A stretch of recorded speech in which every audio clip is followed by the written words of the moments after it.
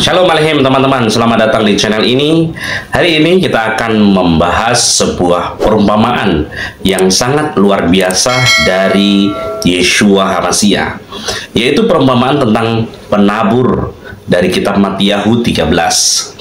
Apa makna di balik tanah-tanah ini dan bagaimana kita bisa menjadi tanah yang subur bagi firman Tuhan? Yuk, simak sampai selesai dan jangan lupa like, subscribe, dan nyalakan lonceng notifikasinya agar tidak ketinggalan pembahasan inspiratif lainnya.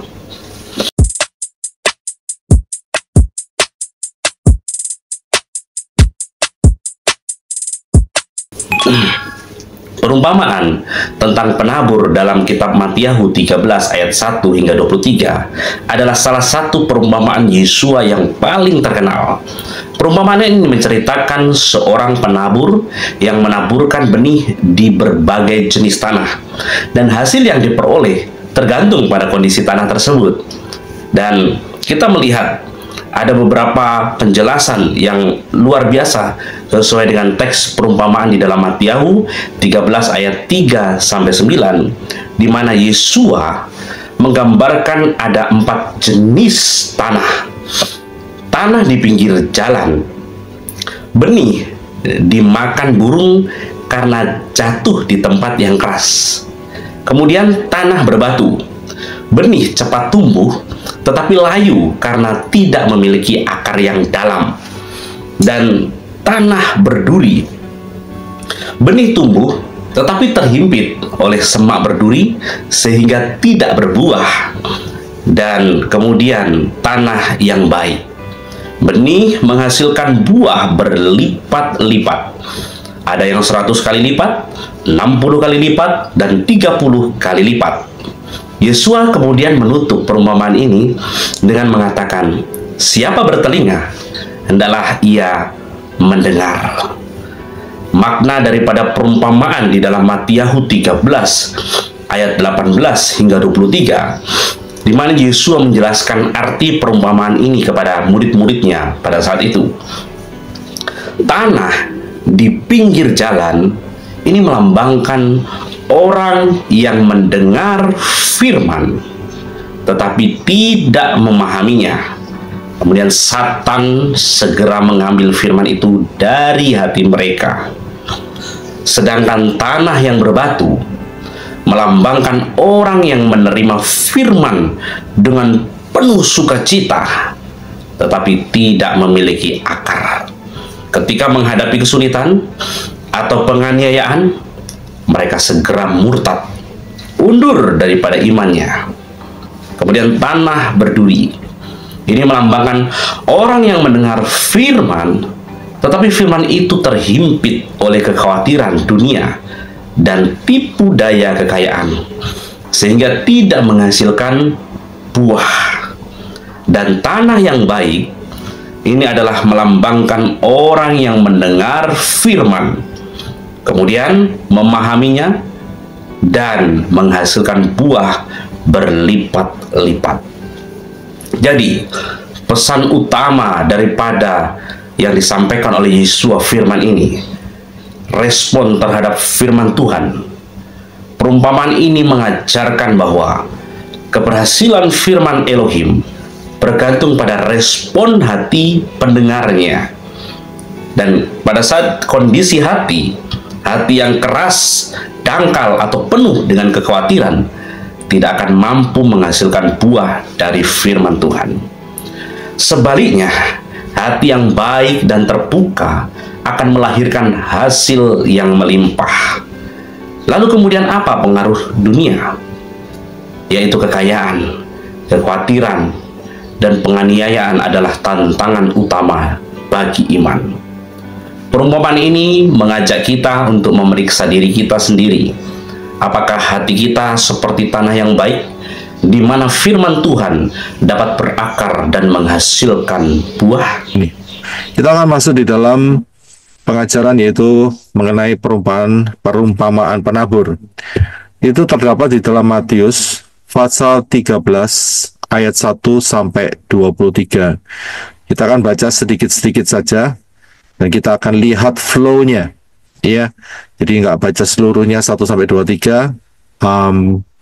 Kita baca 1 sampai 9 dulu, ya. Dan setelah itu akan saya lanjutkan ke ayat-ayat berikutnya. Silakan Brother Enoch untuk membaca Matius 13 ayat 1 sampai 9. Terima kasih.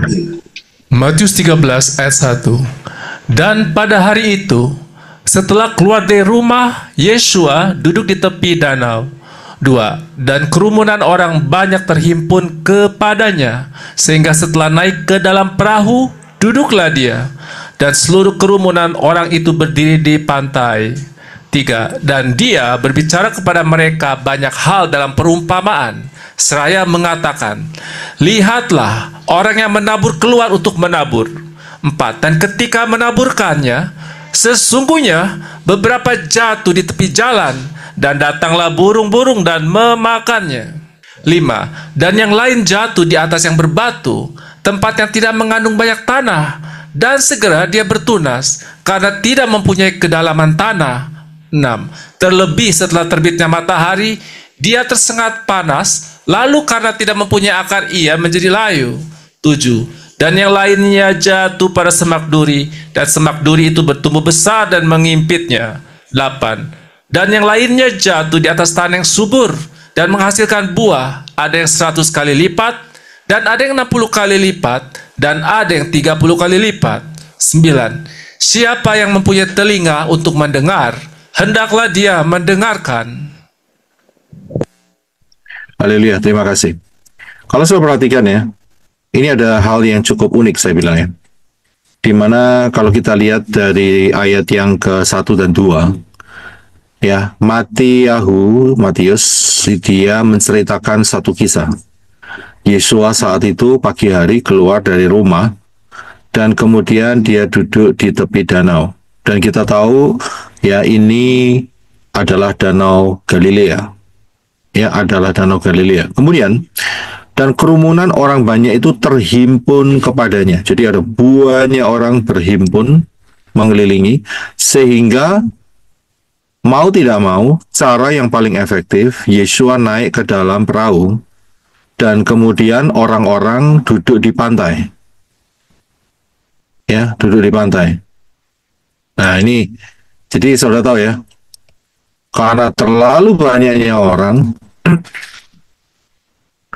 Yesua naik perahu supaya tidak berdesak-desakan, dan Yesua mulai mengajar melalui perahu yang dia naiki itu. Memang saya, ya, sementara ini belum pernah ke Danau Galilea. Apakah Brisco pernah ke sana? Sudah 4 kali, Pak. Oke, 4 kali. Naik kapalnya juga, Pak. Ya, yang saya mau tanyakan, ya puji Bapak Yahweh, kalau jadi ini ya, kita ada saksi mata, Brisco sudah naik kapalnya 4 kali lagi. Saat naik daerah itu, kalau saya boleh tahu, anginnya bagaimana? Kencang atau biasa-biasa saja atau gimana? Kadang kencang, kadang enggak. Tapi masih bagus. Nah, Kencang. masih bagus. Jadi kalau saat naik di perahu, kira-kira kalau ngomong itu kedengaran nggak sampai di pantainya? Harus agak keras, Pak. Suara kita. Harus agak keras. Ya. Iya, Nah, supaya kedengaran. coba Karena saudara angin. bayangkan. Karena angin juga ya. Coba Iya, Pak. saudara bayangkan ya posisinya ya. Ini seperti sedikit kisah yang Brisco berikan. Jadi kalau saat naik di kapalnya, dan kemudian coba saudara bayangkan Yesua mengajar. Ya, dan orangnya nggak sedikit, saudara. Kalau orangnya cuma 10, mungkin bisa dengar semua. Tapi ini orangnya banyak sekali. Ya, banyak sekali. Coba saudara bayangkan, hari itu tidak ada yang namanya mic dan speaker. Bagaimana caranya? Nah, itu ya, bagaimana caranya? Padahal tadi dikatakan ada angin yang mungkin kencang sekali. Kalau anginnya kencang, pasti nggak mungkin dengar. Saya bisa lihat bagaimana caranya.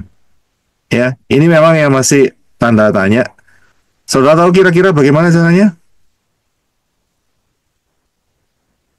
Tahu gimana caranya?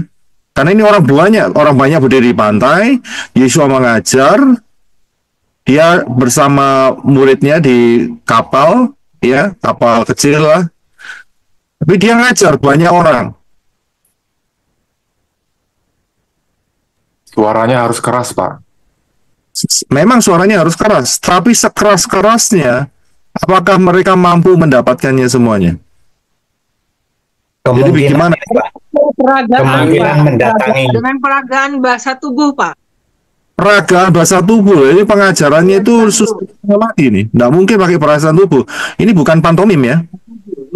Ini bukan Angin biasanya bertiup dari laut ke darat, Pak. Siang hari, Pak. terus membawa suara begitu. Iya, sehingga dia ini ada perahu. Kan lebih bagus, suaranya lebih keras.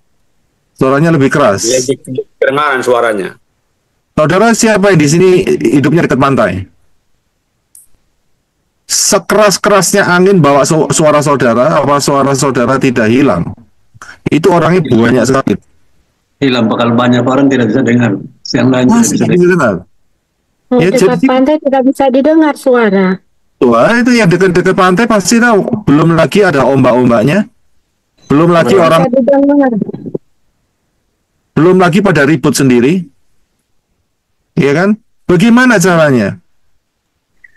Kalau pakai ini, Pak, kemungkinan perahunya akan dijalankan ke sana kemari dan kalimatnya diulang-ulang, Pak, supaya semua mendengarkan. Memang ada kemungkinan itu, atau kemungkinan diestafetkan, ya. Tapi tepatnya gimana? Ini sulit, saudara. Coba saudara bayangin, saudara yang muridnya Pak Yosef. Mungkin dibantu murid-muridnya. Itu kan dibilang cuma Yesua yang naik di perahu. Lah Yesua kalau cuma naik di perahu, dia ngajar, kemudian siapa yang mengendalikan perahunya? Iya kan? Nah, bagaimana nih caranya?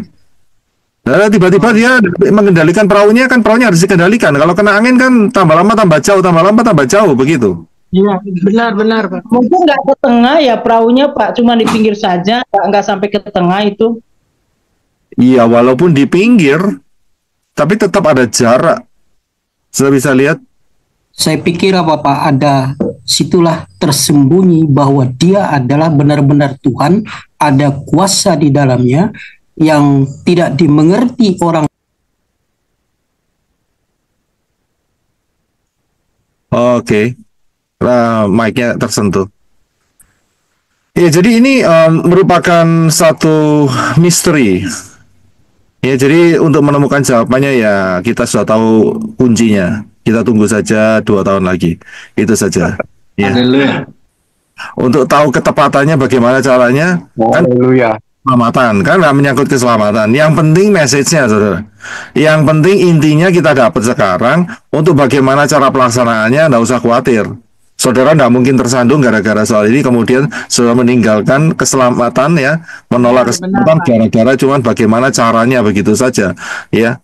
Dia bisa-bisa saja Yesua saat itu nggak tahu pakai spiritual speaker atau gimana, juga saya tidak tahu, iya kan? Tapi kita tunggu saja 2 tahunan lagi, ya, sampai Harpazo, ya, begitu. Nah, kita akan lihat, kita akan tanya, kita akan cek sendiri. Oh, begitu caranya. Ya, tapi yang penting adalah message-nya. Tapi ini cukup unik untuk dipikirkan. Ya, cukup unik untuk dipikirkan. Ya, walaupun saudara perhatikan Yesua mengajar di darat nih. Kalau kumpulan orang itu begitu banyak, bagaimana mereka bisa mendapatkan suaranya Yesua secara detail? Sudah bisa lihat?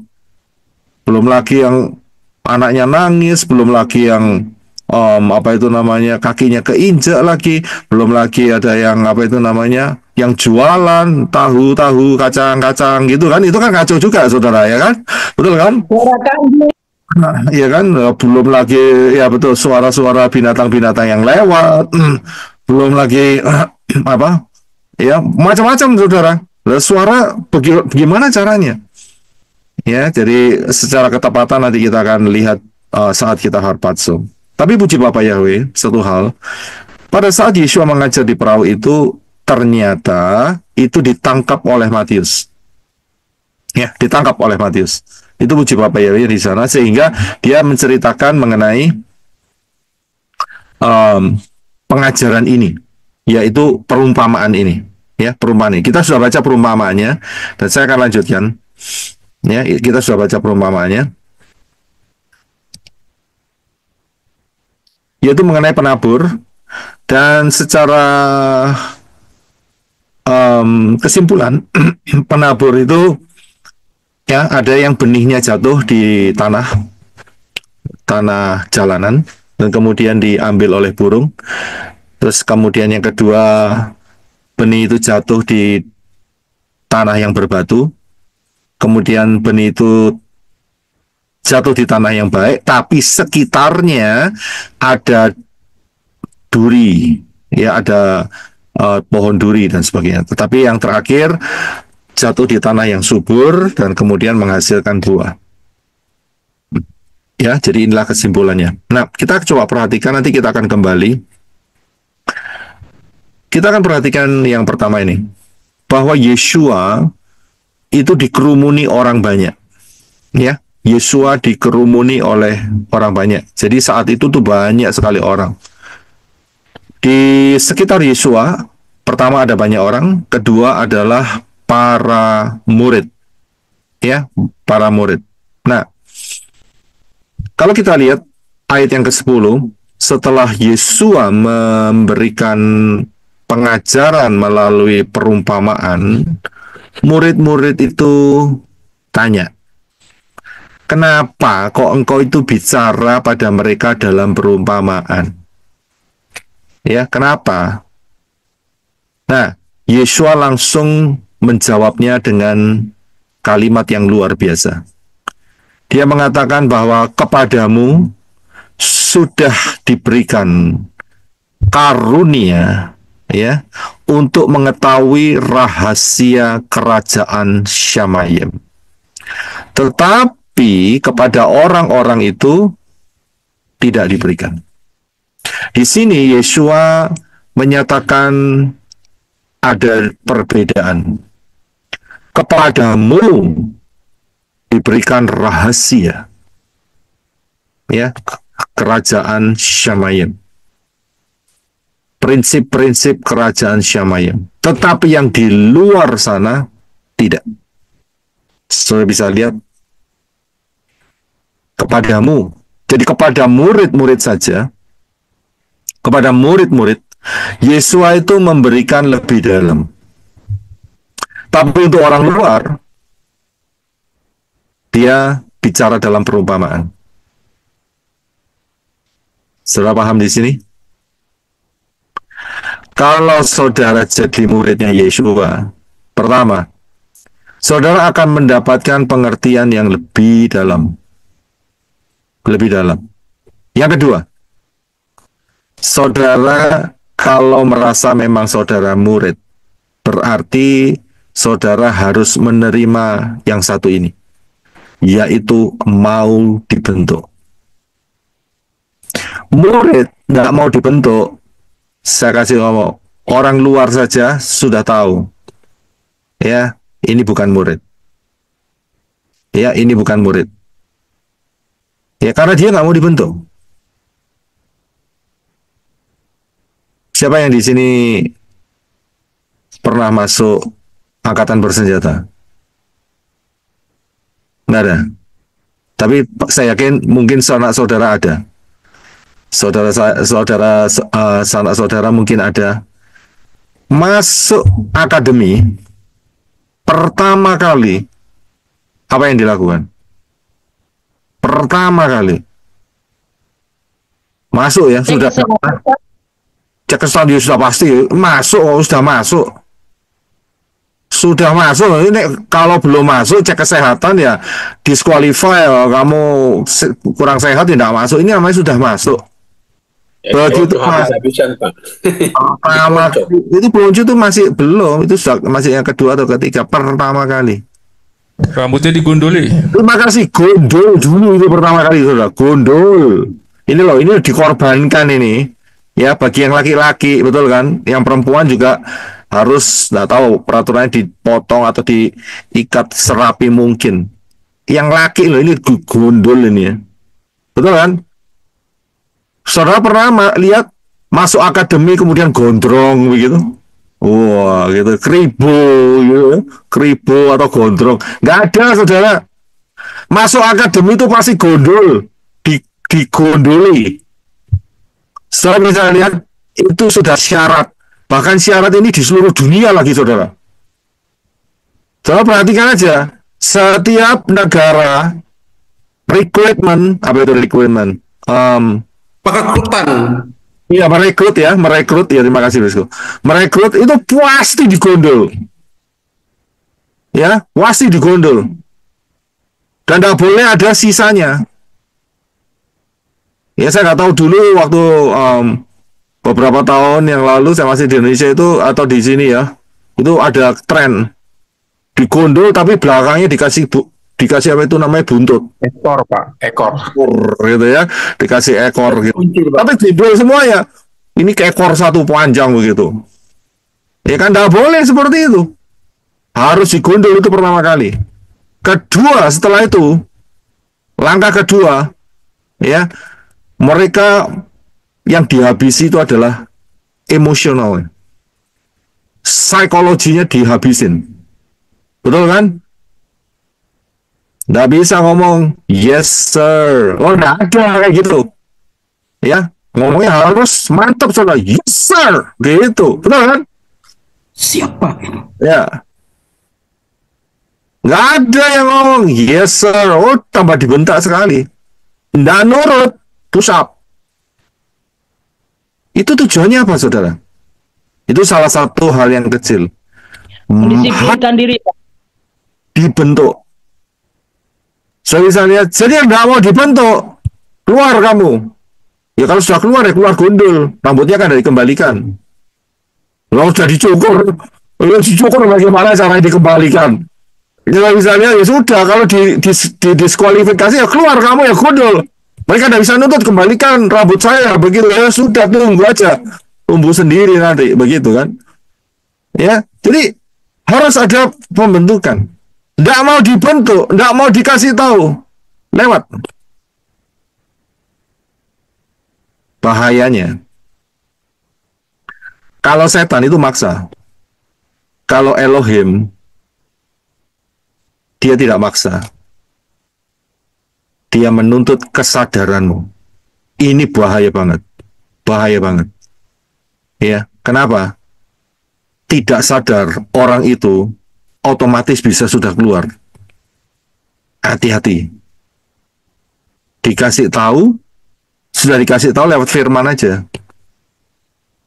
Tapi orang itu tidak sadar, dia sudah melenceng keluar tanpa dia sadari. Disqualification. Jadi hati-hati. Iya, hati-hati. Pantas di dalam Amsal dikatakan orang yang tidak mau menerima didikan, ya, tidak mau menerima teguran, itu seperti binatang liar. Itu pantas Amsal ngomong seperti itu. Jadi harus mau dididik. Harus mau dibentuk. Tidak mau dibentuk, lewat, saudara. Bye-bye. Disqualification. Saya bisa lihat. Jadi dari sini harus membetulkan. Dan kemudian Yesua mengatakan, kepadamu dipercayakan rahasia kerajaan Elohim. Tetapi yang lain tidak. Walaupun Kefa mungkin punya saudara, walaupun Yohanan mungkin punya relasi dekat. Ya, mungkin ya Yakobus, ya kan, dia mempunyai saudara kembar, misalnya seperti itu. Sedekat itu, Yesua sudah memisahkan. Kepadamu saja akan diberikan, kepada mereka tidak. Wow, serem itu. Ya, ini fondasi yang harus saudara betul-betul pahami. Nah, kalau saudara perhatikan,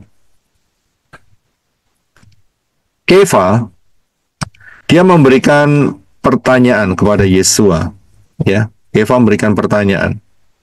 Oke, saya sudah masuk, saya sudah menjadi murid, dan kemudian Kefa berkata, Aku sudah meninggalkan segala sesuatu. Matius 19 ayat 27. Ya. Mungkin Brother bisa baca buat kita. Terima kasih. Matius 19 ayat 27-29. Kemudian sambil menanggapi, Kepa, Petrus berkata kepadanya, "Lihatlah, kami sudah meninggalkan segala sesuatu dan mengikut engkau. Apakah yang akan terjadi pada kami kemudian?" Iya, terima kasih. Kefa menanyakan hal ini. Kita ini sudah ikut engkau loh. Kita sudah meninggalkan segala sesuatu. Ya, ingat ya, saya bicara seperti ini dalam skup saat itu. Ya, dalam skup. Jadi saudara tidak bingung, jangan cepat-cepat mengaplikasikan buat kehidupan saudara sekarang, nanti. Penjelasannya nanti. Ya, tapi saya berikan terlebih dahulu. Saat Kefa mengatakan seperti itu, dia bilang kepada Yeshua, kita ini udah meninggalkan semuanya. Karena kita tahu pekerjaan Kefa adalah nelayan. Ya, dia meninggalkan. Dia dapat income, dia dapat penghasilan, dia punya, Kefa punya keluarga, punya istri, punya mertua, tapi dia ambil keputusan ikut Yeshua. Itu kisahnya Kefa. Dapat apa? Ya, apa yang aku dapat? Ya, apa yang aku dapat? Nah, nanti dari kisahnya Kefa kita aplikasikan ke kehidupan saudara masing-masing. Tapi kita harus paham dulu. Kefa itu posisinya adalah murid. Ya, Kefa itu posisinya adalah murid.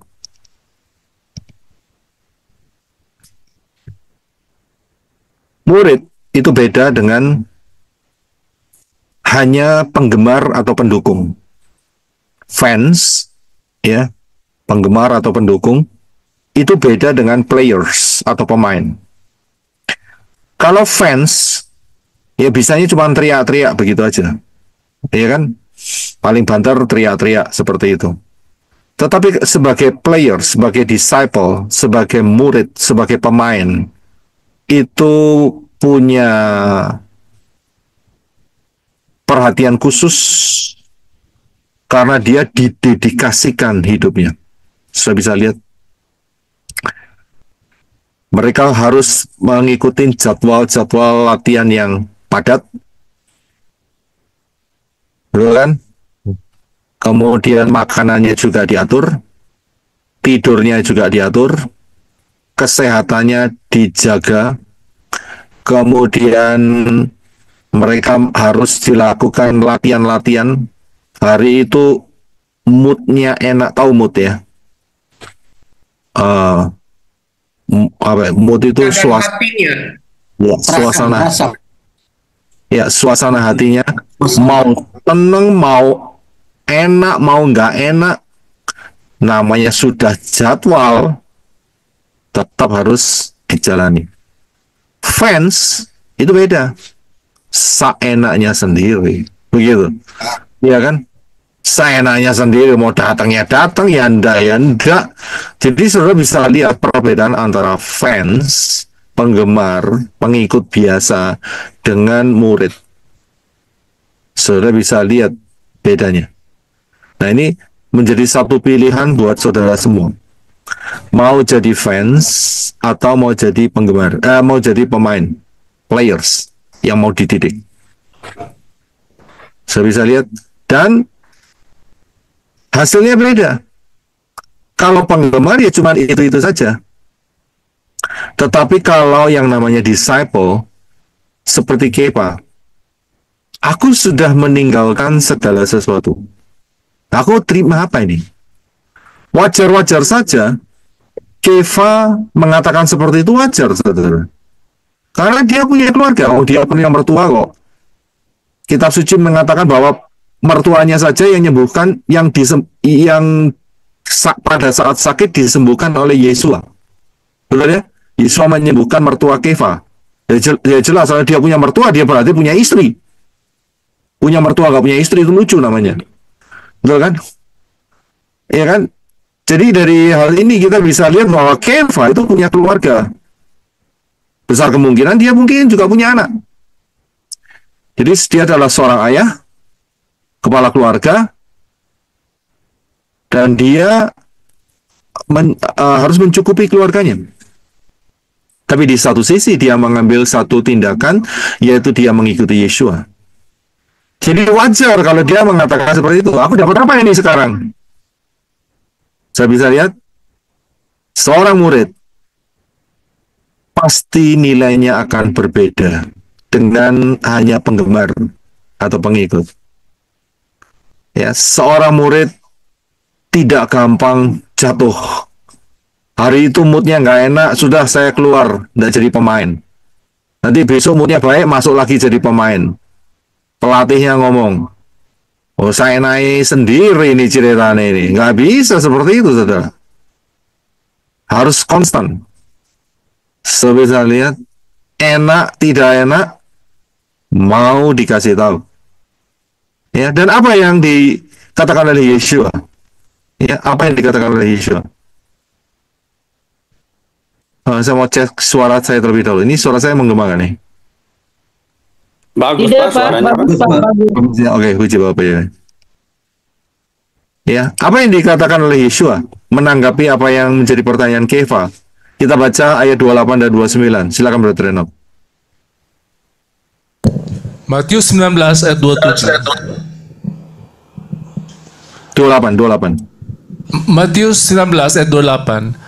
Dan Yeshua berkata kepada mereka, sesungguhnya aku berkata kepadamu, bahwa kamu yang mengikut aku, pada waktu penciptaan kembali, ketika anak manusia duduk di atas tahta kemuliaannya, kamu juga akan duduk di atas ke-12 tahta seraya menghakimi ke-12 suku Israel.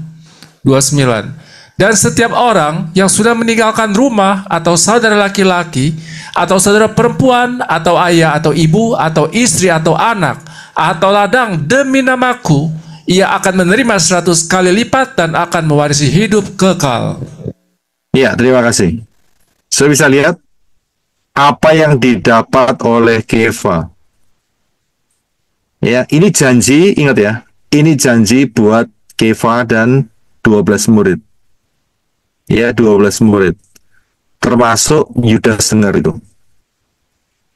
Kamu akan menerima, duduk menghakimi suku-suku Israel. Ini janji buat 12 murid itu. Memang hilang satu. Ya, jadi bisa jadi bukan buat saudara dan saya. Bisa jadi. Jadi kita mesti lihat ya. Kita jangan asal ambil potong ayat kemudian oh nanti kita akan menghakimi 12 suku Israel. Bisa iya, bisa tidak. Ya bisa iya, bisa tidak. Tapi yang jelas tugas saudara adalah tugas saudara nantinya, bukan sekarang, nanti. Ya, tugas saudara yaitu memerintah bersama Yeshua, Pak. Ya, memerintah di dalam kerajaan 1000 tahun bersama Yeshua.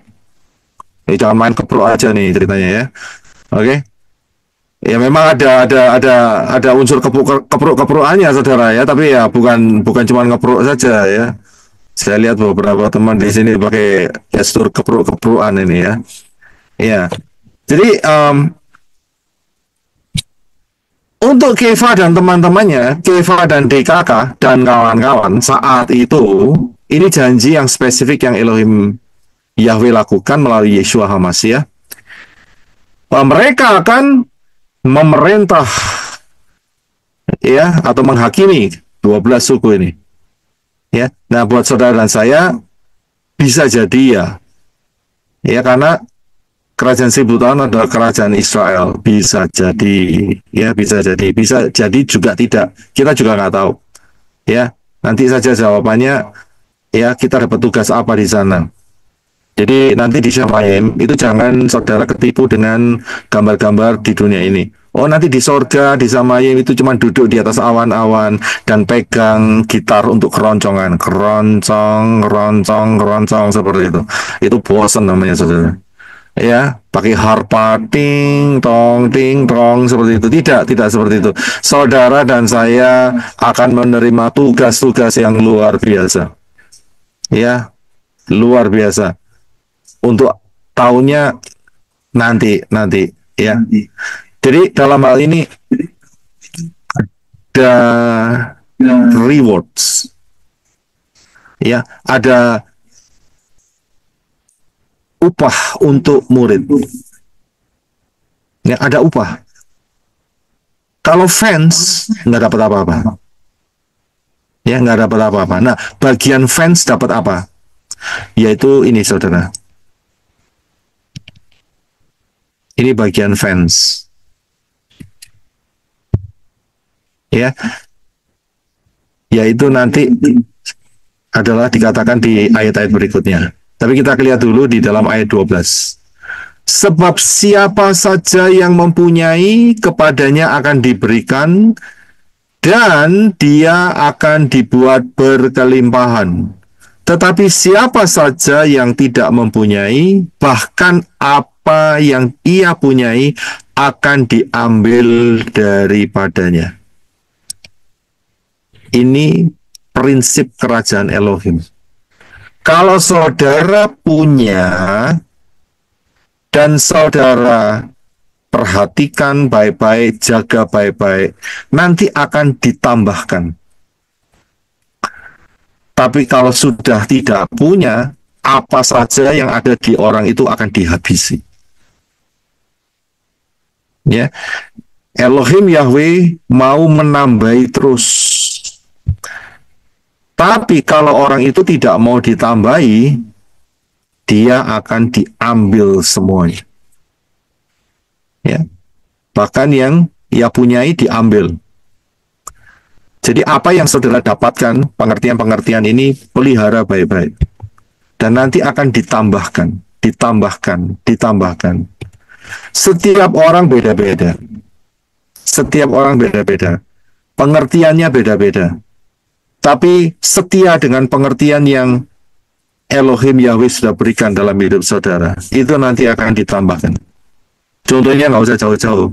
Ya kemarin itu, kita akan ditambahkan lagi mengenai kejadian Fatsal atau Bereshit Fatsal yang ke-8. Itu ditambahkan. Saya bisa lihat, nah nanti akan ditambahkan terus.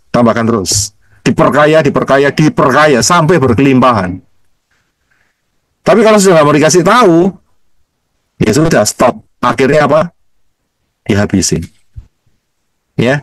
Jadi ini adalah prinsip kerajaan Shamayim. Saudara pelihara apa yang sudah saudara dapat. Saudara lihat ya, dipelihara dan ditaati. Nah, ayat 13, ya, ayat 13 dikatakan bahwa ini bagiannya fans. Ya, ini bagian orang luar. Sebab itu aku berbicara kepada mereka dalam perumpamaan. Karena dengan melihat, mereka tidak melihat. Dan dengan mendengar, mereka tidak mendengar. Bahkan tidak memahami. Ya, ayat 14 dan 15, silakan Brother Enoch untuk membacanya. Matius 13:14.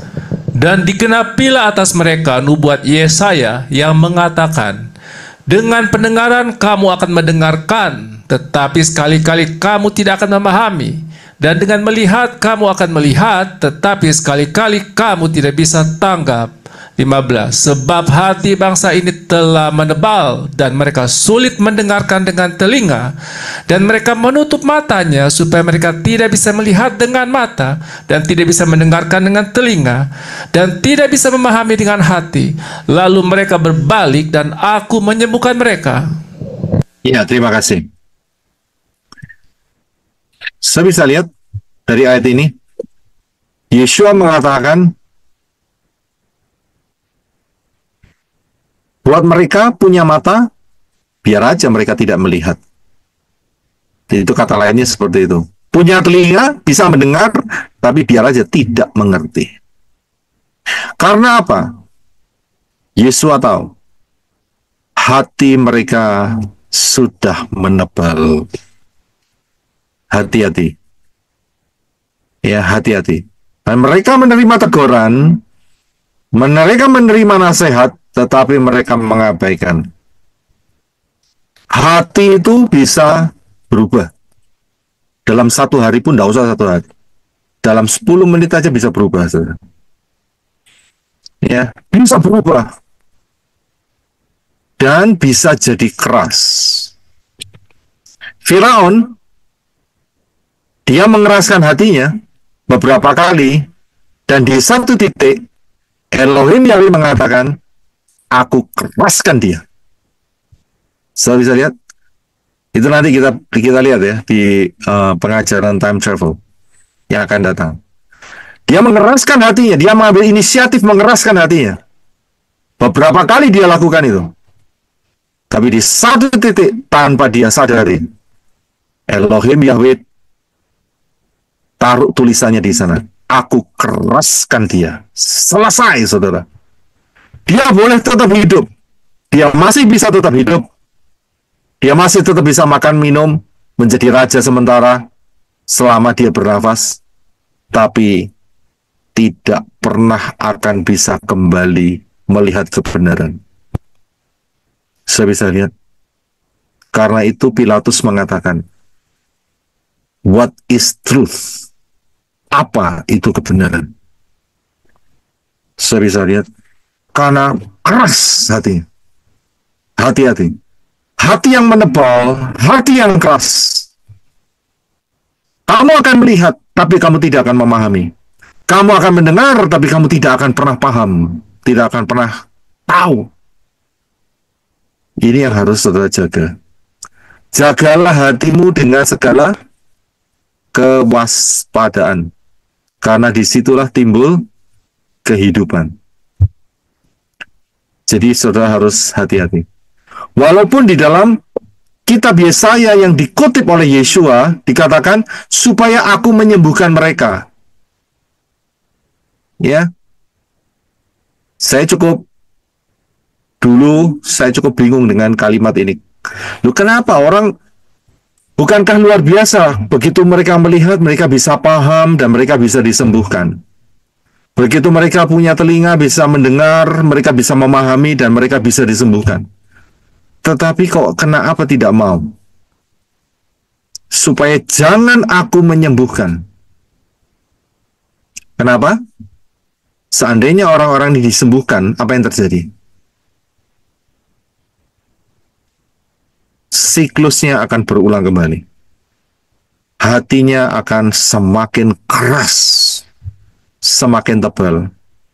Karena dia semakin keras, semakin tebal, maka penghukumannya akan semakin lebih berat. Akan semakin lebih berat. Ya. Yeshua pernah mengatakan, ada yang dipukul sedikit, ada yang dipukul banyak. Jadi, itu merefer kepada level orang-orang nantinya di lautan api, itu punya level. Sama-sama lautan apinya, tapi levelnya itu bertingkat-tingkat. Ya, memang yang level yang paling ringan saja sudah menderitanya luar biasa. Apalagi levelnya yang level paling berat. Saudara paham di situ? Lalu di Samayim aja ada level kok. Nggak usah jauh-jauh. Ya, contohnya itu gampang. Dari mana kita tahu di Samayim ada level? Dari Yohanan, Pak. Mengenai peristiwa apa? Ya, dia di paling keraguan Yohanan, Pak, tentang Yeshua sebagai Mesias yang dinantikan. Iya, itu pertama. Kedua, kalau kita lihat di dalam kitab Wahyu, ada bumi baru, ada Yerusalem baru. Itu 2 level. Itu saja sudah 2 level, saudara. bumi baru, Yerusalem baru. Kalau levelnya sama, ya Elohim Yahweh buat aja bumi baru, itu saja. Nggak usah ngomong Yerusalem baru.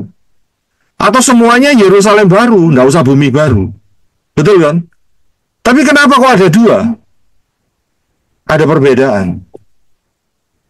Ada yang menetapnya di Yerusalem baru, ada yang menetapnya di bumi yang baru.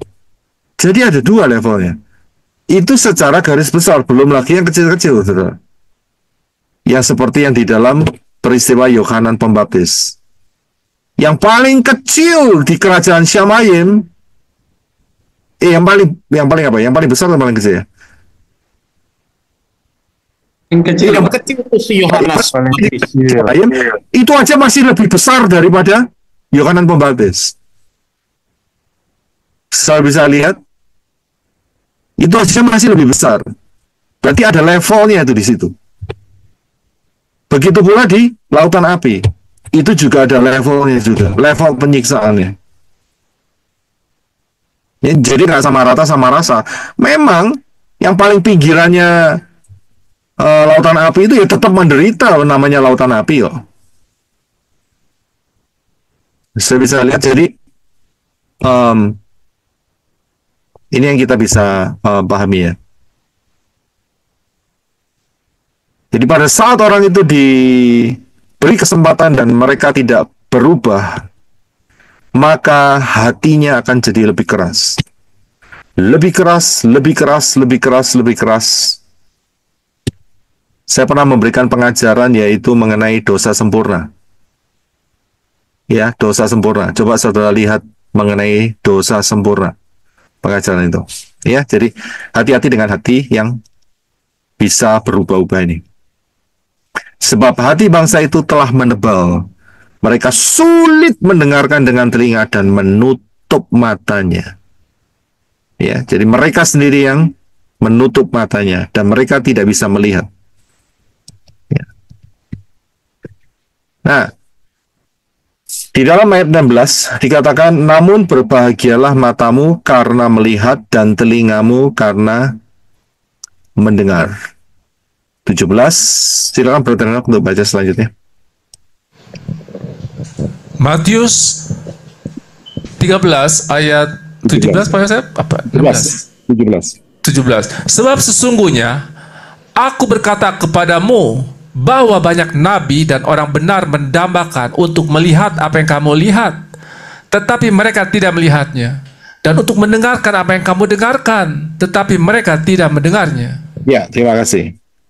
Ayat 17, ayat 16-17 ini, terutama 17, itu buat murid-murid, bukan buat saudara dan saya. Ya, jadi ini spesifik. Jadi kita jangan ambil seenaknya sendiri ya. Kita harus bisa lihat ya. Ini tujuannya Yesus ngomong, sebab sesungguhnya aku berkata kepadamu bahwa banyak nabi dan orang benar ingin atau mendambakan untuk melihat apa yang kamu lihat. Apa yang murid-murid lihat? Apa yang murid-murid lihat? Yesua, Pak. Iya, yang dia lihat adalah Bapa Yahweh yang turun dalam dunia di dalam rupa manusia. Itu dia, Mesias. Itu dirindukan oleh para nabi.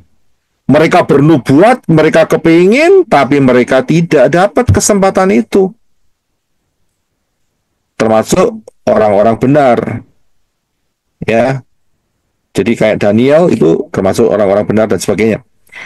Tapi Yesus berkata pada murid-murid, kamu loh, lihat sekarang, ini yang diingini para nabi, yang tertulis dalam Tanakh. Kamu lihat dan kamu dengar.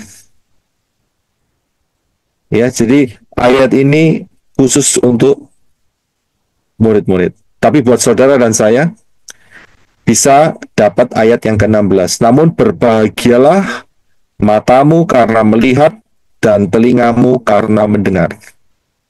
Ya, Yesus juga kasih bagian buat saudara dan saya. Kita bisa melihat apa yang kita lihat. Kita bisa lihat mundur sampai zamannya Adam. Kita bisa mundur lihat sampai zamannya sebelum Adam. Kita juga bisa melihat maju ke depan sampai Yerusalem yang baru. Kita bisa melihat tuh kan? Kita bisa melihat tubuh saudara dan tubuh saya nanti akan jadi seperti tubuhnya Yesua. Kita bisa melihat dan mendengar.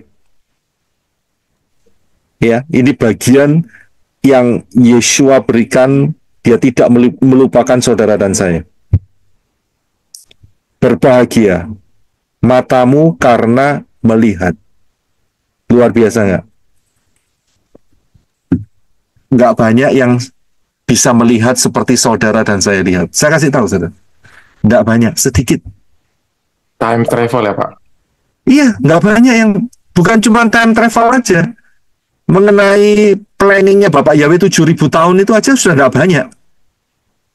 Nggak banyak yang mempercayainya. Sudah bisa lihat, apalagi yang lain-lain. Nggak banyak yang bisa melihat. Contohnya nggak usah jauh-jauh. Hari ini Israel kasih persiapan pembangunan bait suci. Betul ya? Sudah rampung semua. Tinggal 2 step, 2 langkah. Yang pertama, lembu merah disembelih. Yang kedua, bangunannya didirikan. Cuma itu, saudara. Tapi perhatikan, apakah mereka percaya bahwa sebentar lagi Yesua akan datang? Mereka nggak percaya. Sudah bisa lihat? Di Telegram pagi ini, saya mumpung dapat kesempatan untuk sharing. Siapa yang mungkin sudah buka Telegram, saya sharing mengenai Abraham Accord. Sudah, Pak. Saya khawatir hilang, jadi mau nggak mau saya share dulu. Gitu ya, saya khawatir karena beritanya itu nggak banyak, jadi saya lebih baik share supaya saudara paling tidak bisa ngintip. Gitu. Apa yang terjadi? Apa yang terjadi? Setelah Arab Saudi, siapa yang nyusul? Negara lontong. Iya, lontong balap. Iya kan, risoles, empek-empek, nyusul, saudara. Nyusul! Nyusul! Sekarang Abraham Accord itu masih sedikit. Begitu ini presidennya Amerika disumpah, dia menjabat, Arab Saudi masuk. Arab Saudi masuk, saudara tahu sisanya siapa yang bakal masuk? Negara Islam yang berpenduduk terbanyak Islamnya di dunia itu masuk, saudara. Ngikut, Dan Pak, yang ngikut. Dan saudara ngerti, Abraham Accord ini tujuannya apa? Saudara kan? Itu ada di dalam Tesalonika yang saya cantumkan di Telegram pagi ini. Orang mengatakan damai, damai, damai. Dan setelah itu apa yang terjadi? Zaman anti Hamasiyah. Haleluya. Saya tidak ngomong haleluya masuk zaman anti Hamasiyah. Tidak loh ya. Haleluya karena apa? Biarkan dunia masuk zaman anti Hamasiyah. Saudara dan saya harpazo. Saya bisa lihat. Amin. Ku kan naik ke Syamayim. Ya oke, saudara dan saya naik ke Syamayim. 2626 ND. Betul kan? Ya kan? 2626 ND. Ya itu plat nomor itu seharusnya ditaruh di belakangnya Sister Trevena, itu salah saya. 2626 ND. Supaya selalu ingat terus. Nanti saya print, Pak. Nanti saya print, Pak, supaya ada jadi pengingat. Nah itu dia. Ya jadi mengingat itu. Jadi luar biasa sekali, saudara. Apakah ini satu kebetulan? Indonesia ternyata nggak jauh, saudara. Indonesia memang dicintai Bapak Yahweh. Saudara bisa lihat, luar biasa. Dicintai Bapak Yahweh, tapi masuk di Abraham Accord. Puji Bapak Yahweh.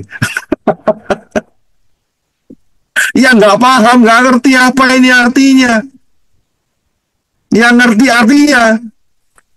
Berarti, saya harus kasih tahu. Masa Presiden P itu cuman kerjaannya keliling cuman gitu, enggak, saudara.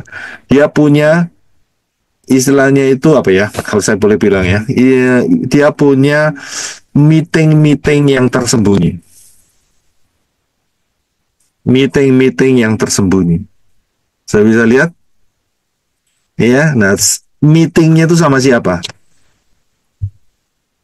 Kok bisa dia digerakkan sama mantunya si Trump? Mantunya Trump, tahu kan? Jared Kushner. Iya, betul. Itu orang Yahudi. Itu multi-bilioner. Ya, menggerakkan. Itu proposalnya ada di dia. Untuk menyatukan itu semua. Saya bisa lihat, begitu bersatu, damai, damai, damai. Nggak lama kemudian, datanglah. Ya, dan saudara tahu siapa yang datang. Ini saudara bisa paham ya. Saudara dan saya dikasih lihat semuanya secara detail. Tidak semua. Tidak semua. Tidak usah jauh-jauh. Kemarin saat memberikan pengajaran mengenai Bereshit 8, Kejadian 8, ada yang komen. Ini komennya sengaja tidak tak hapus. Ada yang komen. Saya perhatikan kalau nggak salah masih ada. Ya, dia mengatakan bahwa Sabat itu bukan Sabtu. Loh, iya kan? Sabat itu bukan Sabtu. Orang ini nggak ngecek. Ya kan? Seluruh dunia itu pas sudah tahu Sabat itu ya Sabtu. Ya, yang bikin Sabat nggak Sabtu itu gereja. Karena dialihkan ke Minggu. Itu loh. Sudah bisa lihat. Nggak ngerti posting. Berarti kelihatan apanya? Bodohnya, Pak. Kelihatan apanya? Nggak ngerti posting. Kelihatan? Ya itu. Itu, Pak. Kelihatan kan? Kelihatan lolonya, Pak, kalau bahasa paling Ya, terima kasih. Ya kelihatan apanya? Nggak ngerti posting. Sabat itu bukan Sabtu. Ketipu dengan pengajaran. Oh, Sabat itu seluruh dunia itu ya pasti Sabtu. Oh, kasih ngotot. Itu sengaja memang nggak tak hapus itu. Semoga dia dengar hari ini. Siapa tahu dan bertobat. Sabat itu ya Sabtu. Jumat malam itu mulainya sampai Sabtu petang hari.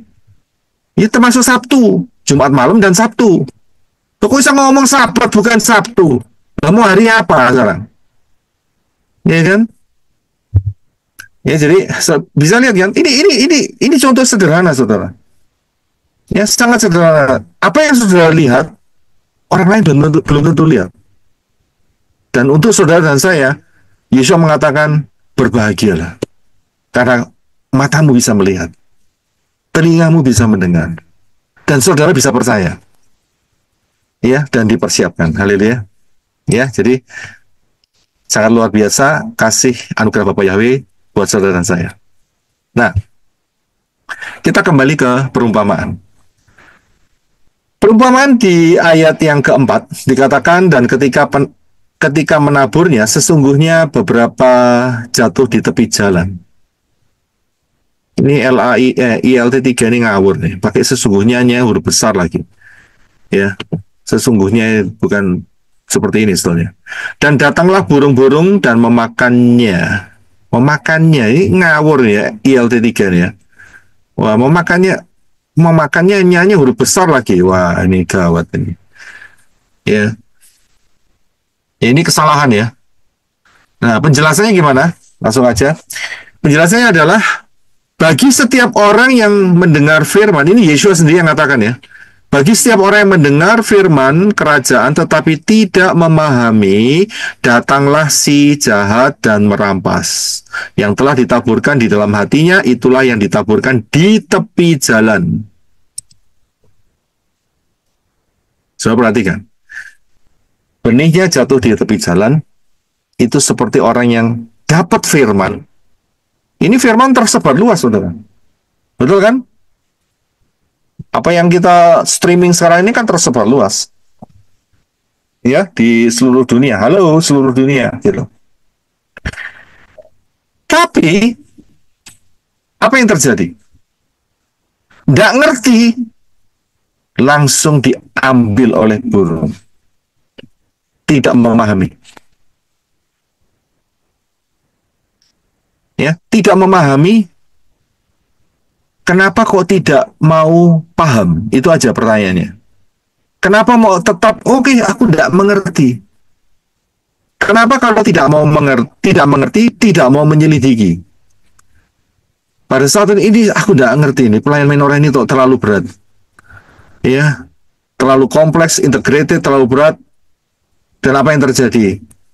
Dia tidak mengerti, dia tidak mau mengambil langkah untuk memahami, dan akhirnya setan tahu. Orang ini lebih baik dihabisi saja.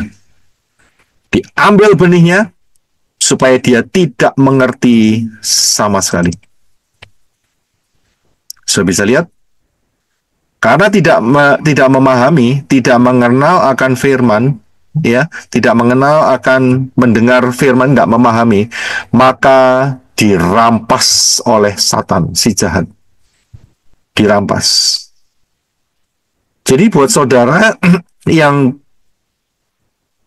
sampai sekarang ini mungkin belum mengerti, jangan patah semangat, jangan give up. Rendahkan hati saudara untuk dapat memahami,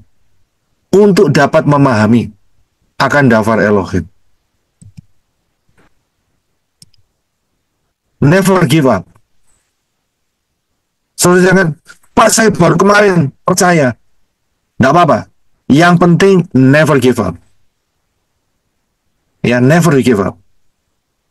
Supaya saudara dapat pemahaman. Kalau saudara give up, menyerah, setan yang datang. Diambil sekali, dilupakan. Saya bisa lihat, itu bahaya sekali. Never give up. Never give up. Terus gali. Terus cari. Ya, jangan merasa, oh, ini memang saya tidak dapat karunia. Oh, bukan soal karunia, enggak karunia. Kalau enggak ngerti, kenapa enggak minta tanya ini kenapa, begitu loh. Ya. Karena banyak orang meremehkan. Sudah enggak ngerti ya sudah lewat saja. Itu bahaya. Karena dicuri oleh Satan. Ya, dicuri oleh Satan. Jadi bagi saudara yang belum memahami, jangan menyerah.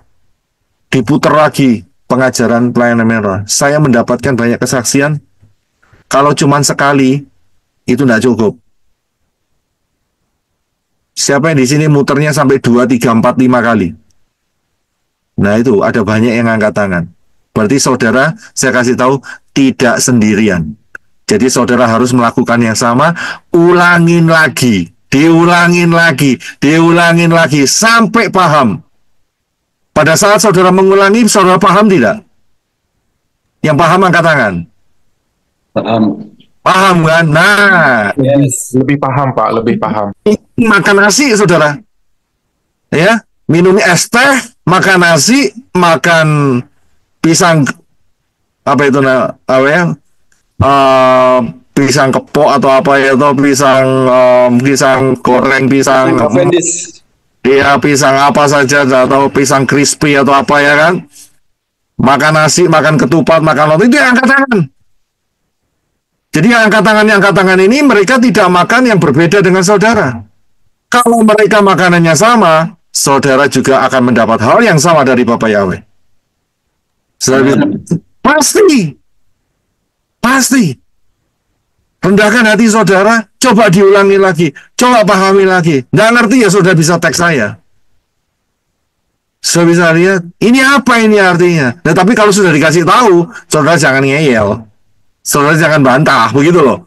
Ya kan, ada banyak, oh dikasih tahu, yes, tanya, nggak ngerti dikasih tahu. Begitu dikasih tahu, diajak debat. Yo, malas ngajak debat. Oh, tujuannya tanya jawab, perdebatan.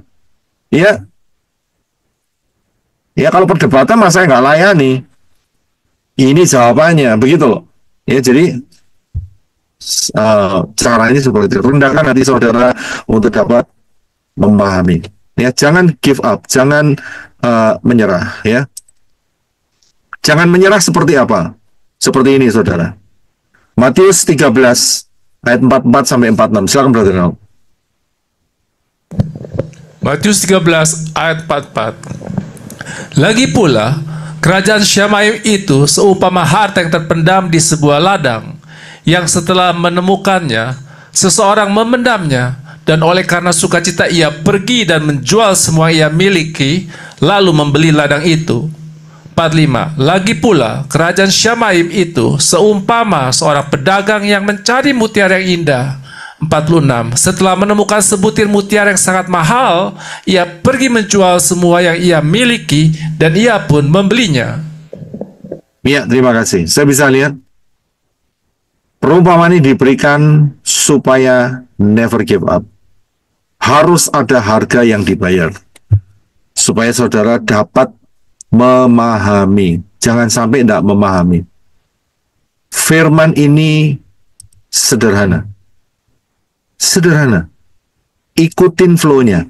Kenapa tidak memahami? Salah satunya adalah tidak mau bongkar fondasi lama. Salah satunya di situ. Dan sering terjadi di situ. Tidak mau ganti fondasi yang lama. Sudah keenaan Natalan 25 Desember. Nggak mau ganti Sukot. Nah itu dia. Itu problem, saudara. Ini yang paling gampang kan? Kan 2-3 hari lagi hari Rabu kan tanggal 25 Desember. Itu paling gampang, saudara. Dikasih tahu loh. Juru selamat itu dari Israel. Lahirnya itu pasti bertepatan dengan 7 hari raya. Itu sudah itu dulu. Mereka bilang, oh tidak. 25 Desember itu gereja-gereja itu sudah dari dulu sudah seperti itu. Nah, sudah repot, habis dibantah kayak gitu. Jadi fondasi harus diganti, dibongkar dulu. Kalau sudah salah, akuin saja salah, gampang kan? Wah ya salah. Ini dikeliru ini. 25 Desember ini nggak ada hubungannya dengan juru selamat yang dilahirkan di Bethlehem dari suku Yehuda. Namanya Yesua, nggak ada hubungannya. Bongkar. Saya bisa lihat, kalau nggak bongkar, ya, berarti yang dilahirkan 25 Desember, ya 25 Desember adalah juru selamat, jangan dari Bethlehem, dari Lamongan, ya, dari Pamekasan. Saya bisa lihat dari, ya nggak tahu dari mana lagi, itu daerah-daerah yang saya kenal, saudara, ya. Jadi juru selamat dari Lamongan, dari Pamekasan, dari, ya saudara tahu sendiri daerah-daerah ya, dari Tuban, ya dari nggak tahu Boyolali atau dari mana, itu lahirnya 25 Desember, betul? Dan saya setuju, namanya Yesus. Nah, jadi ciptain kitab sendiri, begitu loh, ya. Jadi kalau mau yang benar ya dibongkar. Juru selamat yang benar yaitu dari Israel. Lahirnya 15 Tisri saat perayaan Sukot. Ini saudara, ya, yang sering kali menjadi kendala. Harus dibongkar. Fondasi-fondasi yang salah. Ini baru satu loh. Baru satu. Belum lagi nih pas kena Paskah. Mati ini Jumat. Bangkitnya Minggu. Nggak sampai 3 hari 3 malam. Jamnya di OT-OT, saudara. Tahu ya di OT-OT ya.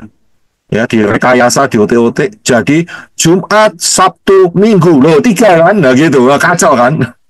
Ya kan? Ini sangat matematika apa enggak gitu ya kan? Lulus apa enggak matematikanya itu? Ya 3 hari 3 malam setelah Jumat apa? Ya, Jumat, Sabtu, Minggu, Senin. Gitu kan? Ya kan? Nah itu dia. Unik ya. Kembali lagi. Bukan unik Pak, bego. Ya itu lebih kasarannya seperti itu. Itu bakso kasar. Ya, bakso halusnya unik. Terima kasih. Jadi kita bisa lihat ya, harus punya mentality jangan menyerah, ya. Nggak memahami, ya terus harus digali, harus bayar harganya. Ya, bayar harganya gimana? Putar lagi pengajaran ini sampai 3, 4, 5, 6, sampai 10 kali mungkin, dan saudara pasti akan paham. Kemudian yang kedua, ya, yang kedua adalah yang jatuh di atas batu. Nah, ini penjelasannya apa? Yang ditaburkan di tempat berbatu itu mendengar firman dengan segera dan menerimanya dengan sukacita. Mendengar firman dan segera menerima dengan sukacita. Ini Yesua menjelaskan, tetapi tidak berakar. Ini dia, saudara. Tidak mempunyai akar dalam dirinya, melainkan adanya sementara. Maka ketika terjadi kesukaran atau penganiayaan karena firman, dia segera tersandung. Itu LT3. LAI yang ngomong murtad. IMB-nya ngomong kecewa dan undur. Padahal sudah terima firman, bersukacita, ya, sudah mulai berakar, tapi kena batu, tersandung, murtad, undur. Kira-kira posisinya orang ini bakal selamat tidak? Kita tidak menghakimi, tapi kita menganalisa. Kira-kira kalau undur di kitab Ibrani bilang ya nggak bisa, dia tetap ditolak.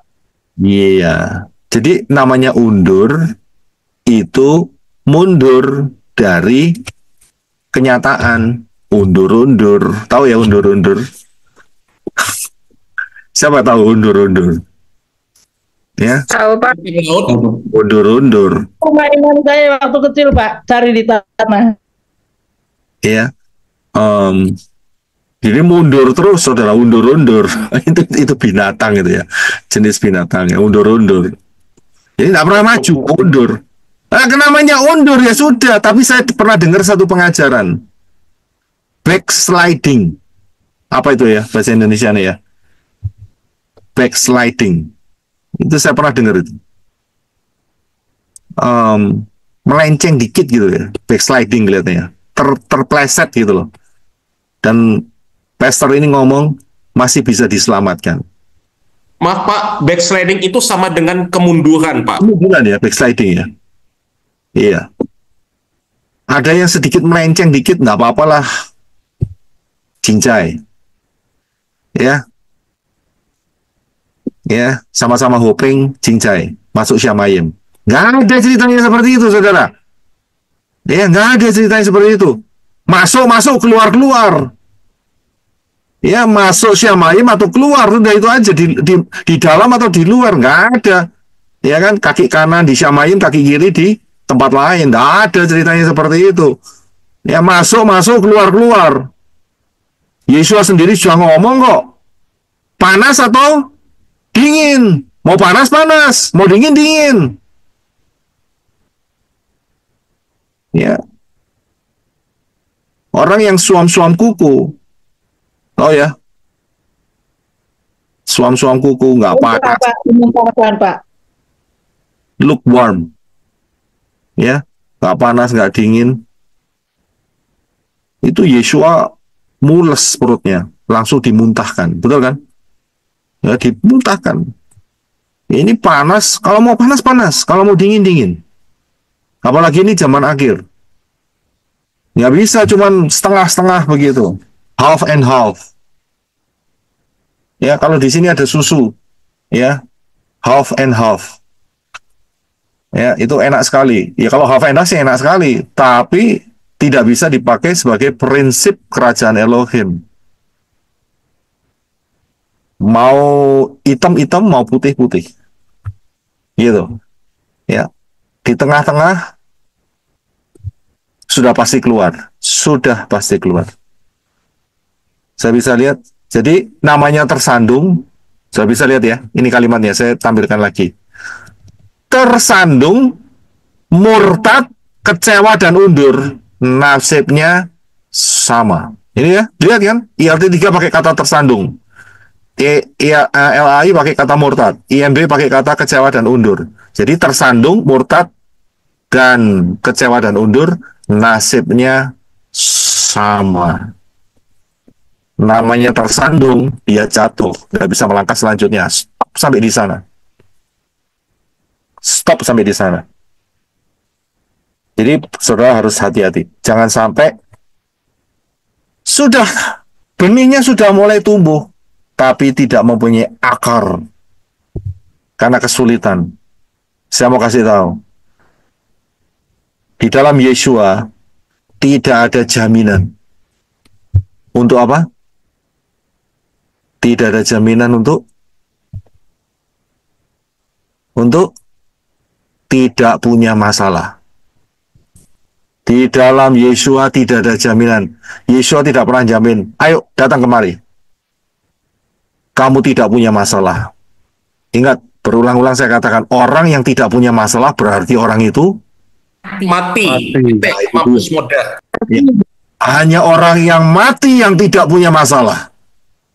Mau dikaploki, mau dicendol-cendol, mau dicubitin, mau di apa saja, dia tetap diam saja. Nggak ada perubahan. Ya, hanya orang mati yang tidak punya masalah. Tapi Yesus kasih jaminan. Kalau kamu masuk dalam aku kasih rohku dalam hidupmu. Menghadapi setiap problem, menghadapi setiap masalah, kamu tidak sendiri. Beda dengan orang di luar sana. Mereka harus hadapin sendiri. Saudara dan saya ada Ruah Yahweh Elohim. Yeshua mengatakan, kamu tidak akan aku tinggal sebagai yatim piatu. Aku akan menyertai sampai kesudahan zaman. Luar biasa bukan? Ya, jadi itu bedanya. Apa benefitnya? Apa keuntungannya ikut Yeshua? Oh, banyak. Sangat banyak sekali, sangat luar biasa. Langkah-langkah hidup saudara tidak sendiri. Bila perlu ada mujizat. Bila perlu, saudara. Betul kan? Bila perlu ada mujizat. Ya. Hananya Misael Asaria. Semua orang kena api ya sakit, kepanasan.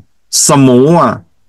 Tapi bayangkan, 3 orang ini saat mau dimasukkan api, yang bawa mereka itu sampai crispy, sampai barbecue, jadi barbecue, yang bawa mereka loh, yang masukkan nolongin mereka itu prajurit-prajuritnya itu sudah sampai jadi barbecue, saudara, crispy. Saudara ngerti maksudnya? Kemelinting, ya, crispy, masuk sana. Yang 3 ini pasti ketakutan enggak? Ya jelas loh, namanya mau masuk mati ya pasti takut ya. Tapi apa yang terjadi? Begitu masuk, apa yang terjadi? Bisa berjalan di dalam api. Wah, bayangin saudara. Jalan-jalan di dalam api. Dan ada, Nebukadnezar lihat ada sosok yang serupa dengan anak manusia. Loh, aku masukin 3 kok jadi 4. Nah, kalian kan? Aku masukin 3 jadi 4. Jadi 4 berarti dalet. Pintu keselamatan. Saya bisa lihat. Api saja tidak menghanguskan mereka. Suruh keluar. Tidak ada sehelai rambut pun yang hangus. Padahal yang masukin barbecue semua. Saya bisa lihat di sini. Ya, luar biasa. Itu belum yang lain. Kalau cerita semua nanti di time travel. Ya. Bukan di sini. Kemudian, yang berikutnya. Yang jatuh di semak duri. Penjelasannya apa? Penjelasannya, dan yang ditaburkan pada semak duri itulah yang mendengarkan firman, dengar firman ya, tetapi kekhawatiran zaman ini dan tipu daya kekayaan menghimpit firman itu, maka dia tidak berbuah. Tidak menghasilkan buah.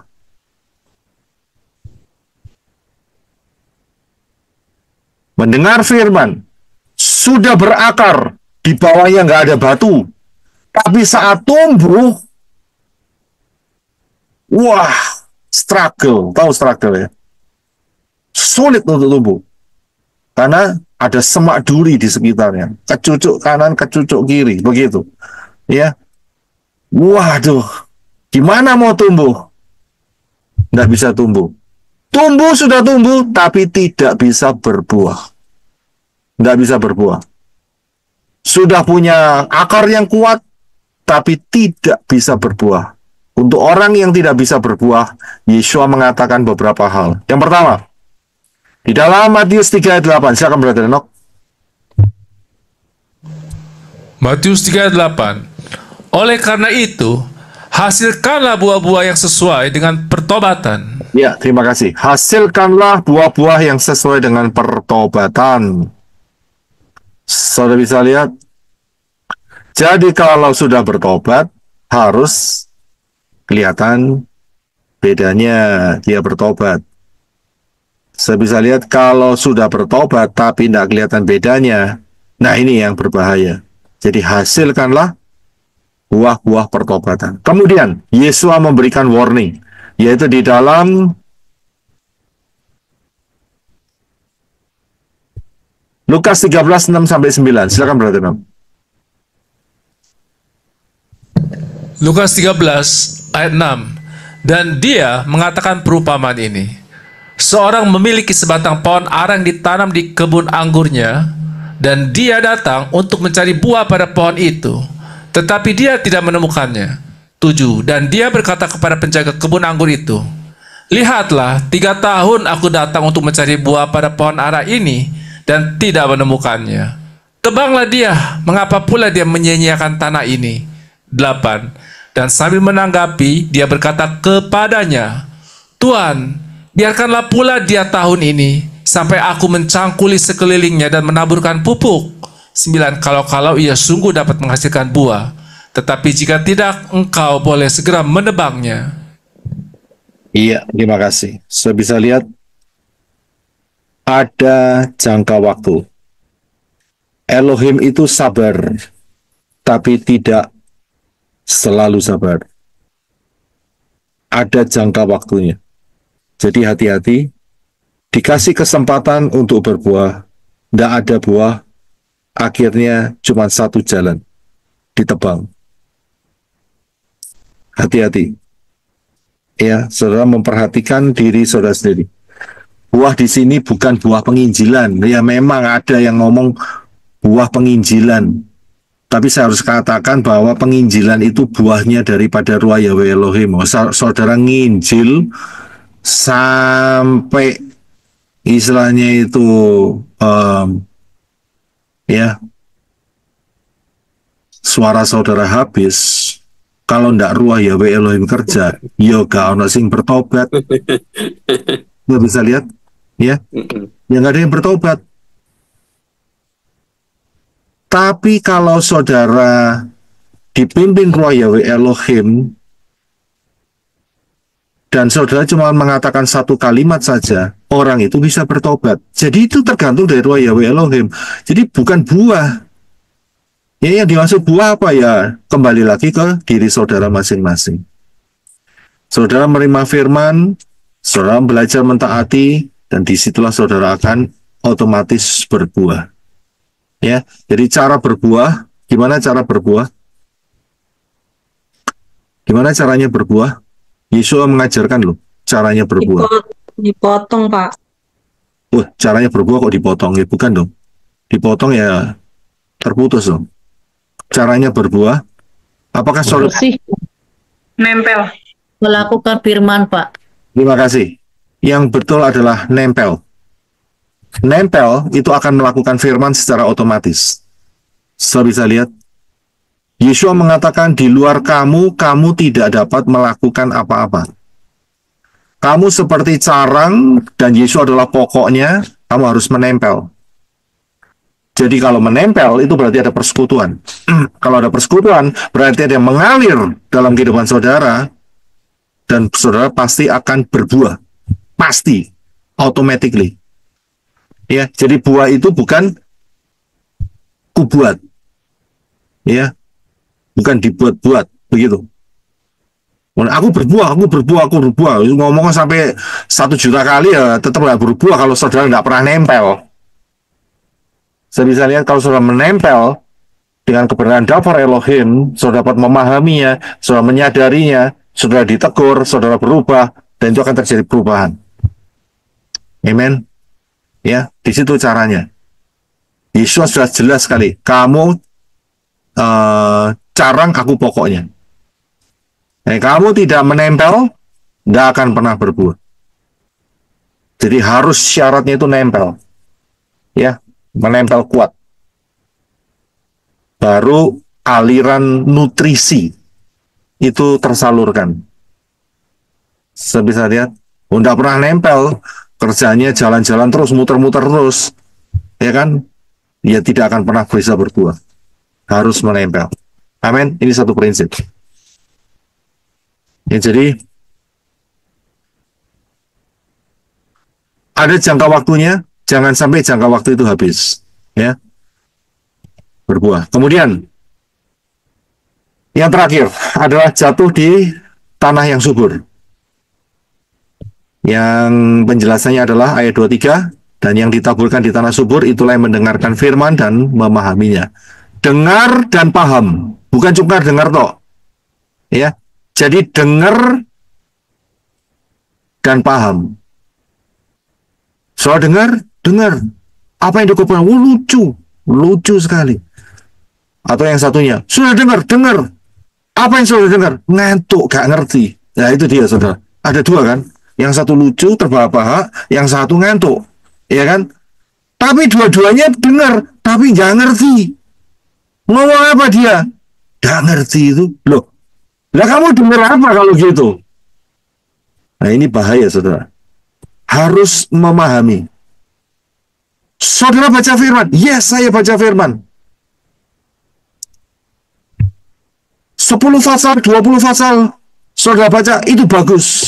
Itu baik, saya bilang. Baca, nggak masalah. Tapi bukan cuma baca tok.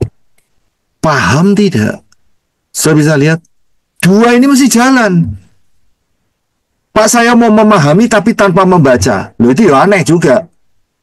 Ya gimana caranya memahami tanpa mau baca? Nah, transfernya bagaimana caranya? Saya bisa lihat, bagaimana caranya bisa paham tanpa membaca? Ya harus baca loh. Prosesnya kan harus baca dulu. Tapi kalau baca terus, nggak paham, itu juga ada yang error. Saya bisa lihat, ada yang salah. Lo baca kok gak ngerti. Saya bisa lihat, nah jadi harus dua. Harus seimbang. Seperti pesawat terbang, sayapnya dua. Sayapnya satu ya tidak mungkin bisa terbang. Ya, jadi harus dua. Saudara baca, dan saudara paham yang saudara bacai. Yang apa yang saudara baca? Oh, aku ngerti.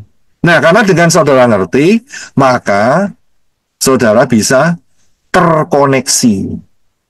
Dengan saudara terkoneksi, maka aliran nutrisi Elohim Yahweh jalan masuk dalam kehidupan saudara. Saudara paham, oh iya, seharusnya saya tidak boleh ini manusia lama saya, yang seharusnya firman inginkan adalah ini, dan saya lakukan.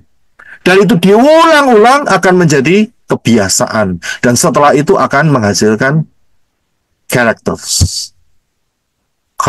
Dan itu akan menghasilkan buah. Dan buahnya berapa kali lipat? Berapa kali lipat? 30, 60, 60, 100. Nah, unik kan? Aneh kan? Sebetulnya berapa? 30, 60, terus? Nah, kalau saudara matematika kan seharusnya 30, 60, selanjutnya? 90.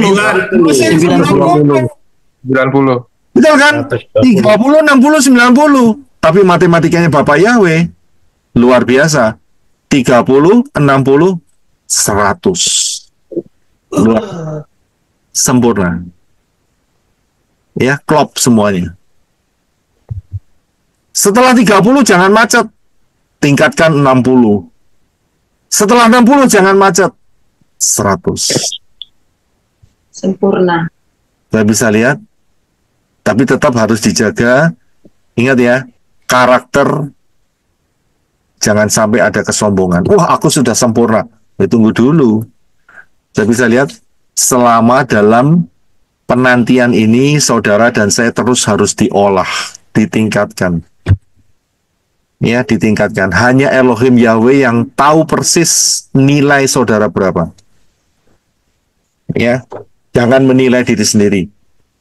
Ini maksudnya supaya saudara paham, enggak cuman 10, 20, 30, stop. Tidak. Maksudnya apa? Terus meningkat dari kemuliaan menuju kemuliaan. Terus naikkan, terus diperkaya, terus diperkaya. Bukankah Yesua mengatakan, kamu sudah berbuah, tapi aku harus bersihin. Betul ya? Ayatnya kan ngomong gitu kan? Yohanes 15 ayat 2, kita baca sebagai ayat terakhir. Silakan Brother Reno. Yohanes 15 ayat 2. Yohanes 15 ayat 2. Setiap ranting padaku yang tidak berbuah dipotongnya, dan setiap ranting yang berbuah dibersihkannya, supaya lebih banyak berbuah. Haleluya. Saudara paham? Sekali lagi saya katakan, setiap ranting padaku yang tidak berbuah dipotongnya, dan setiap ranting yang berbuah dibersihkannya, supaya ia lebih banyak berbuah. Tidak berbuah dipotong, prinsipnya sama. Pohon tidak berbuah ditebang, prinsipnya sama. Tapi kalau dia sudah berbuah, Yesua punya target. Ayo, lebih banyak. Saya bisa lihat. Buah-buah kebajikan. Pemahaman akan firman, sehingga saudara ready. Dipimpin penuh dan dipimpin oleh Ruah Yahweh Elohim. 9 buah roh. Saya bisa lihat, itu boleh memenuhi hidup saudara dan saya. Luar biasa bukan? Ya, jadi Yesua tidak kepingin kamu stop cuma di 30 saja. Ayo meningkat 60. Tapi Yesus tahu, dia yang tahu, dia akan membersihkan, dia akan terus dijaga supaya terus berbuah sampai 100. Yang untung siapa? Diri sendiri. Yang untung diri sendiri. Kenapa? Karena ini anak untuk kekal sampai selama-lamanya. Di Syamayim, saya kasih tahu, saudara tidak bisa belajar untuk sabar. Tidak bisa. Karena di sana semua sudah sabar. Jadi saudara tidak bisa lagi belajar. Saudara tidak bisa belajar di sana, ya, untuk menyangkal diri. Tidak bisa. Menyangkal diri itu tempatnya di bumi. Di sana sudah menyangkal diri semua. Betul kan? Jadi tidak ada nilainya. Jadi nilainya ada di sini. Amen. Yang terakhir adalah ayat yang ke-9 yang berbunyi, saudara punya telinga? Saya punya telinga. Pegang telinga saudara? Iya. Siapa bertelinga, hendaklah untuk mendengar. Ya. Siapa yang mempunyai telinga, hendaklah untuk mendengar, hendaklah dia mendengarkan. Ya, mendengarkan. Ada perbedaan dalam bahasa Inggris. Kali ini Inggris lebih menang. Hear sama listen. Apa bedanya? Hear sama listen. Ya. Indonesia ini cuma mendengar begitu saja. Tapi ada perbedaan. Hear, kita bisa mendengar semuanya. Suara bisa masuk. Suara jualan sate lewat, suara bebek jalan, suara ayam, suara burung di udara, suara tetangga maki-maki, suara apa saja, tukang becak, ya kan, cari langganan, suara ini, suara itu, suara bisa masuk. Tapi listen, itu mendengarkan dengan konsentrasi, dengan fokus, itu listen. Karena itu ayat 9 dikatakan, siapa yang mempunyai telinga untuk mendengar, hendaklah ia mendengar. Saudara dan saya dikasih luar biasa 2 telinga. Saya bisa lihat, dikasih telinga 2-2. Apakah telinga kita pakai dengan fungsi yang benar? Yaitu mendengar. Tapi ingat, yang didengar jangan salah. Mendengar akan firman Elohim, disitulah iman saudara akan tumbuh. Jangan mendengarkan yang hal-hal yang sampah. Saya bisa lihat, ya, dan ini ayat kalau tidak salah diulangin beberapa kali, ada di dalam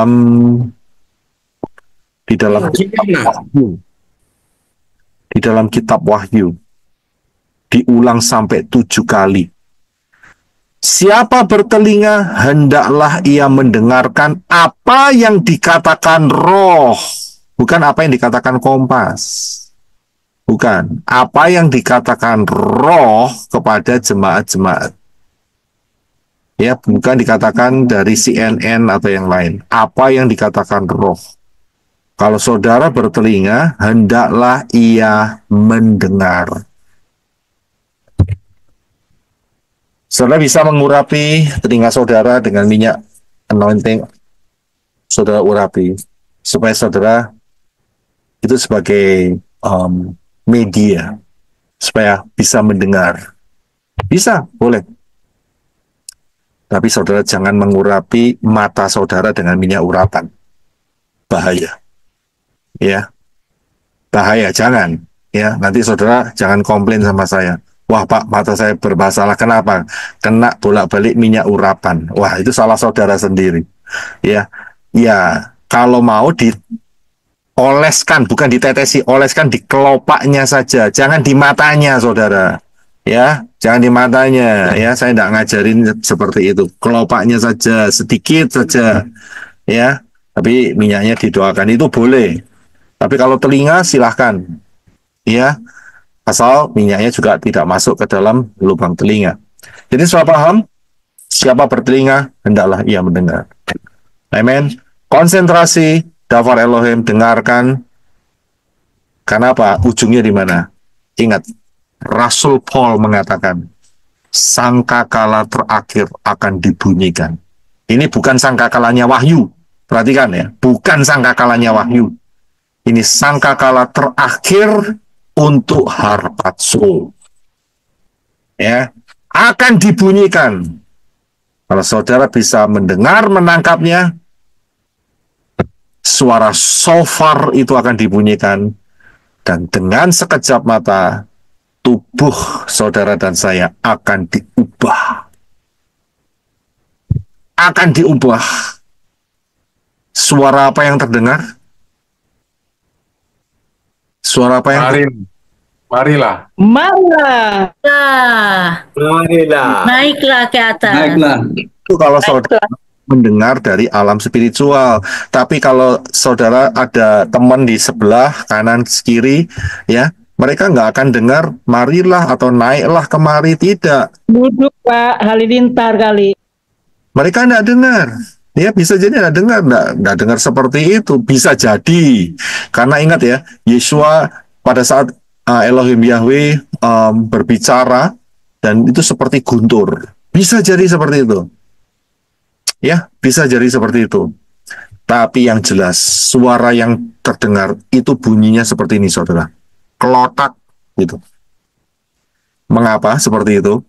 Karena ini khusus bagi yang bagi khusus yang pakai kacamata. Karena kacamatanya pada jatuh semua, kelotak seperti itu. Nah, pada kaget semua kanan kirinya, loh kok ada kacamata jatuh tiba-tiba, orangnya kok tidak ada. Dan kemudian loh kok ada gigi palsu jatuh di sana, ya kan? Kemudian ada yang pakai kalung emas, jam tangan, kalung emas itu ya, itu anting-anting itu barang gratis semua itu free. Nggak pakai gigi palsu. Ya, free. Ya, free buat mereka-mereka yang melihat, wah ada barang free ya. Itu sementara mereka dapat apa itu namanya dapat hadiah sementara. Ya, free. Ya, dapat kalung emas, dapat gelang, dapat gigi palsu emas. Itu kan mereka nyimpen gigi palsu pakai emas kan? Gratisan, Pak. Nah, itu gratis. Silakan diambil, tidak ada masalah. Puji Bapak Yahweh, karena pemiliknya sudah masuk ke ya, pindah ke tempat ya, dan semua barang-barang seperti itu adalah aspal di Syamayim. Itu aspalnya Syamayim. Ya, oke. Puji Bapak Yahweh, kita satukan hati di dalam doa. Terima kasih sudah menonton sampai akhir. Semoga perumpamaan tentang penabur ini bisa menginspirasi kita semua untuk terus membuka hati dan menjadi tanah yang subur bagi firman Tuhan. Jangan lupa like, share, dan subscribe untuk mendukung channel ini agar semakin banyak orang diberkati. Sampai jumpa di video berikutnya, dan ingat, Bapa Yahweh, Besem Adonai Yesus Masiah, menyertai kita. Bapa Yahweh luar biasa. Shalom.